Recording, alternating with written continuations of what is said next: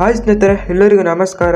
RCB ಎಲ್ಲಾ ಪಂದ್ಯಗಳಲ್ಲೂ ಕೂಡ ಅದ್ಭುತವಾಗಿ ಆಡ್ತಾ ಬಂದಿದೆ. ಈಗ SRH ವಿರುದ್ಧ 23 ಮೇಗೆ ಆಡಲಿದೆ. ಇದಕ್ಕೋಸ್ಕರ RCB ಯ ಬಲಿಷ್ಠ 11 ಯಾವ ರೀತಿಯಾಗಿರುತ್ತೆ, ತಂಡದಲ್ಲಿ ಏನಾದ್ರೂ ಬದಲಾವಣೆ ಇದೆಯಾ, ಇದರೆಲ್ಲದರ ಬಗ್ಗೆ ಇವತ್ತಿನ ಈ ವಿಡಿಯೋದಲ್ಲಿ ನಿಮ್ಗೆ ತಿಳಿಸ್ಕೊಡ್ತಾ ಹೋಗ್ತೀನಿ. ಅದಕ್ಕಿಂತ ಮುಂಚಿತವಾಗಿ ಚಾನಲ್ ಗೆ ಸಬ್ಸ್ಕ್ರೈಬ್ ಮಾಡ್ಕೊಂಡಿಲ್ಲ ಅಂತ ಹೇಳಿದ್ರೆ ಈ ಕೂಡಲೇ ಚಾನಲ್ ಗೊಂದು ಸಬ್ಸ್ಕ್ರೈಬ್ ಮಾಡ್ಕೊಳ್ಳಿ, ಹಾಗೂ ವಿಡಿಯೋಗೆ ಒಂದು ತಪ್ಪದೆ ಲೈಕ್ ಮಾಡಿ, ಹಾಗೂ ಈ ವಿಡಿಯೋನ ಕೊನೆವರೆಗೂ ನೋಡಿ. RCB ಎಲ್ಲಾ ಪಂದ್ಯಗಳಲ್ಲೂ ಕೂಡ ಅದ್ಭುತವಾಗಿ ಆಡ್ತಾ ಬಂದಿದೆ. ಈಗ SRH ವಿರುದ್ಧ 23 ಮೇಗೆ ಆಡಲಿದೆ. ಇದಕ್ಕೋಸ್ಕರ RCB 11 ಈ ರೀತಿ ಇರುತ್ತೆ ನೋಡಿ. ರೀಸೆಂಟ್ ಮ್ಯಾಚ್ ನಲ್ಲಿ ವಿರಾಟ್ ಕೊಹ್ಲಿ ಅವರ ಜೊತೆಗೆ ಜೋಕೋಬ್ ಬೇತೆಲ್ ಅವರು ಆಡಿದ್ರು. ಫಿಲಿಪ್ ಸಾಲ್ಟ್ ಅವರಿಗೆ ಇಂಜುರಿ ಆದ ಕಾರಣ ಈಗ ಫಿಲಿಪ್ ಸಾಲ್ಟ್ ಅವರು ರಿಕವರಿ ಆಗಿ ಬಂದಿದ್ದಾರೆ SRH ವಿರುದ್ಧ ಪಂದ್ಯ ಆಡೋದಕ್ಕೆ. ಓಪನಿಂಗ್ ನಲ್ಲಿ ವಿರಾಟ್ ಕೊಹ್ಲಿ ಹಾಗೂ ಫಿಲಿಪ್ ಸಾಲ್ಟ್ ಅವರು ಓಪನಿಂಗ್ ಮಾಡ್ತಾರೆ. ಎರಡನೇ ಸ್ಲಾಟ್ ನಲ್ಲಿ ರಜತ್ ಪಟಿದಾರ್ ಅವರು ಇರ್ತಾರೆ. ಮೂರನೇ ಸ್ಲಾಟ್ ನಲ್ಲಿ ರೊಮಾರಿಯೋ ಸೆಫರ್ಡ್ ಅವರು ಆಡ್ತಾರೆ. ನಾಲ್ಕನೇ ಸ್ಲಾಟ್ ನಲ್ಲಿ ಜಿತೇಶ್ ಶರ್ಮಾ ಅವರು ಇದ್ರೆ, ಐದನೇ ಸ್ಲಾಟ್ ನಲ್ಲಿ ಟೀಮ್ ಡೇವಿಡ್ ಅವರು ಆಡ್ತಾರೆ. ಆರನೇ ಸ್ಲಾಟ್ ನಲ್ಲಿ ಕುರ್ನಾಲ್ ಪಾಂಡೆ ಅವರು ಆಡಿದ್ರೆ, ಏಳನೇ ಸ್ಲಾಟ್ ನಲ್ಲಿ ಭುವನೇಶ್ವರ್ ಕುಮಾರ್ ಅವರು ಆಡ್ತಾರೆ. ಎಂಟನೇ ಸ್ಲಾಟ್ ನಲ್ಲಿ ಜೋಸ್ ಹೆಜಲ್ವುಡ್ ಅವರು ಇದ್ರು, ಅವರು ಈಗ ವಾಪಸ್ ಆಸ್ಟ್ರೇಲಿಯಾಗೆ ಹೋಗಿದ್ದಾರೆ. ಇದಕ್ಕೋಸ್ಕರ 8ನೇ ಸ್ಲಾಟ್ ನಲ್ಲಿ ಮುಜರ್ ಬಾನಿ ಅವರು ಆಡ್ತಾರೆ. 9ನೇ ಸ್ಲಾಟ್ ನಲ್ಲಿ ಸುಯೇಶ್ ಶರ್ಮಾ ಅವರು ಆಡ್ತಾರೆ.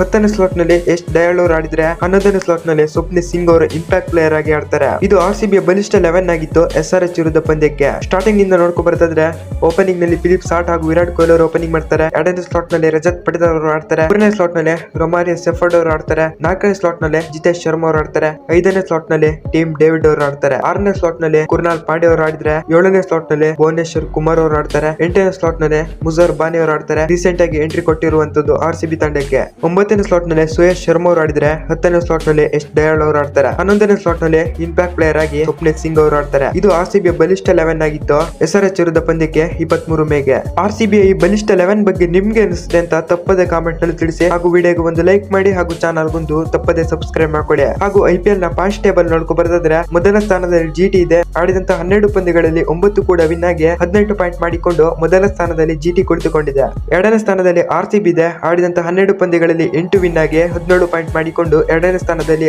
RCB ಇದೆ. ಮೂರನೇ ಸ್ಥಾನದಲ್ಲಿ PBKS ಇದೆ. ಆಡಿದಂತ 12 ಪಂದ್ಯಗಳಲ್ಲಿ 8 ಕೂಡ ವಿನ್ ಆಗಿ 17 ಪಾಯಿಂಟ್ ಮಾಡಿಕೊಂಡು ಮೂರನೇ ಸ್ಥಾನದಲ್ಲಿ PBKS ಕುಳಿತುಕೊಂಡಿದೆ. ನಾಲ್ಕನೇ ಸ್ಥಾನದಲ್ಲಿ MI ಇದೆ. ಆಡಿದಂತ 12 ಪಂದ್ಯಗಳಲ್ಲಿ 7 ಕೂಡ ವಿನ್ ಆಗಿ 14 ಪಾಯಿಂಟ್ ಮಾಡಿಕೊಂಡು ನಾಲ್ಕನೇ ಸ್ಥಾನದಲ್ಲಿ MI ಇದೆ. ಐದನೇ ಸ್ಥಾನದಲ್ಲಿ DC ಇದೆ. ಆಡಿದಂತ 12 ಪಂದ್ಯಗಳಲ್ಲಿ 6 ಕೂಡ ವಿನ್ ಆಗಿ 13 ಪಾಯಿಂಟ್ ಮಾಡಿಕೊಂಡು ಐದನೇ ಸ್ಥಾನದಲ್ಲಿ DC ಇದೆ. ಮೊದಲ ಸ್ಥಾನದಲ್ಲಿ GT, ಎರಡನೇ ಸ್ಥಾನದಲ್ಲಿ RCB, ಮೂರನೇ ಸ್ಥಾನದಲ್ಲಿ PBKS, ನಾಲ್ಕನೇ ಸ್ಥಾನದಲ್ಲಿ MI, ಐದನೇ ಸ್ಥಾನದಲ್ಲಿ DC ಇದೆ. ಇದು IPL ಪಾಯಿಂಟ್ಸ್ ಟೇಬಲ್ ಆಗಿತ್ತು. ಈ ಪಾಯಿಂಟ್ಸ್ ಟೇಬಲ್ ಬಗ್ಗೆ ನಿಮ್ಗೆ ಅನಿಸ್ತದೆ ಅಂತ ತಪ್ಪದೆ ಕಾಮೆಂಟ್ ನಲ್ಲಿ ತಿಳಿಸಿ, ಹಾಗೂ RCB 11 ಬಗ್ಗೆ ನಿಮ್ಗೆ ಅನಿಸ್ತದೆ ಅಂತ ಅದು ಕೂಡ ತಪ್ಪದೆ ಕಾಮೆಂಟ್ ನಲ್ಲಿ ತಿಳಿಸಿ.